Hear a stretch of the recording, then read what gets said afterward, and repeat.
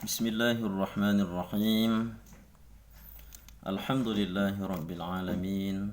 Allahumma salli wa sallim wa barik ala sayyidina Muhammad wa ala ali sayyidina Muhammad. Saudara-saudaraku yang dirahmati Allah Subhanahu wa taala. Di dalam sebuah hadis Nabi sallallahu alaihi wasallam bersabda, Inna Allah la yanzuru ila suwarikum wa la ila ajsamikum walakin yanzuru ila qulubikum wa a'malikum. Atau kama qala an-nabiy sallallahu alaihi wasallam. Sesungguhnya Allah tidak melihat suwarikum,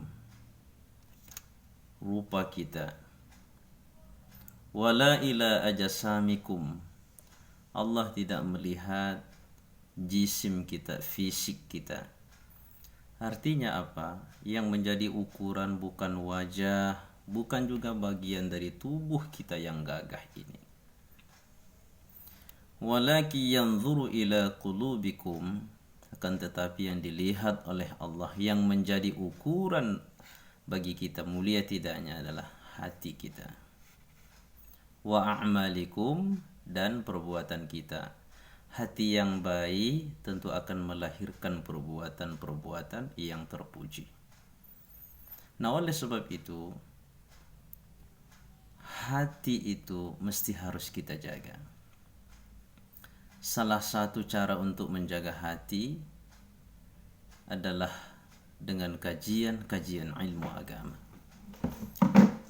Salah satu kitab yang betul-betul menyadarkan kita dalam hidup ini adalah kajian tentang kitab Hikam yang ditulis oleh Ibnu Athaillah As-Sakandari rahimahullah. Yang ada di tangan saya ini adalah syarahan dari kitab Al-Hikam, itu yaitu Iqadul Himam fi Syarhil Hikam. Ada juga Hikam yang disyarahkan oleh Al-Imam Asy-Syarqawi. Hikam ini sangat menyadarkan kita untuk memahami siapa kita yang sesungguhnya. Maka bagi orang yang melakukan thariqah, yang bersuluk, orangnya disebut dengan salik. Proses yang dia tempuh untuk munajah kepada Allah itu disebut dengan suluk. Maka ada beberapa thariqah. Ada thariqah An-Naqsabandiyah yang didirikan oleh Syekh Bahauddin An-Naqsabandi. Ada thariqah Rifa'iyah, Syadiliyah, Qadiriyah, dan thariqah-thariqah yang lain. Jadi dalam suluk itu, dalam perjalanan menuju Allah Subhanahu wa ta'ala itu, sangat bagus kita mengkaji dan memahami secara mendalam kitab Hikam, apalagi dengan syarahan dari para ulama tentunya. So Hikam itu belum disyarahkan, maka akan semakin luas maknanya bagi kita dengan melihat syarahan dari para ulama.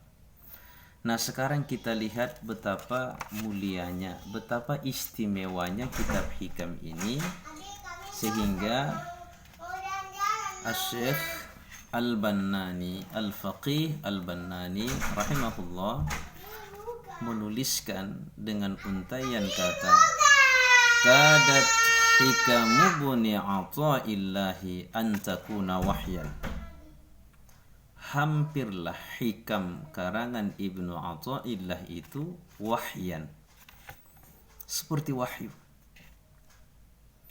Walau kanatis salatu tajuzu bighairil Qur'an, seandainya boleh di dalam salat dibaca selain Al-Qur'an, maka hikam ini sangat pantas untuk dibaca.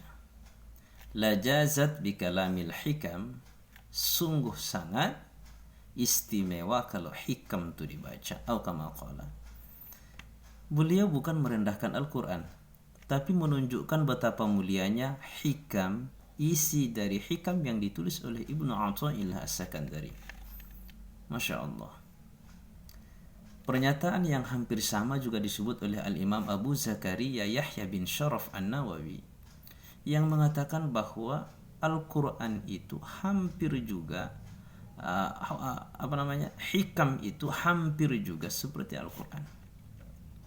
Sekali lagi, para ulama yang memuji kitab hikam bukan merendahkan Al-Quran, tetapi ketika dinisbahkan ini disamakan dengan Al-Quran menunjukkan kemuliaan. Jadi betapa istimewanya kitab hikam itu, sehingga banyak syarahan ulama yang harus kita kaji supaya hati kita menjadi bersih. Dengan membaca hikam, mudah-mudahan kualitas keimanan kita dan kesadaran dalam hidup ini semakin meningkat. Karena itu saya berharap kepada para ustadz, tokoh-tokoh agama dan juga masyarakat mengkaji kitab hikam. Salah satunya adalah Iqadul Himam. Walaupun kita belum bisa mengamalkannya, langkah yang pertama setidaknya kita mengetahui bagaimana kualitas kepribadian kita. Mudah-mudahan bermanfaat. Walhamdulillahirabbil alamin.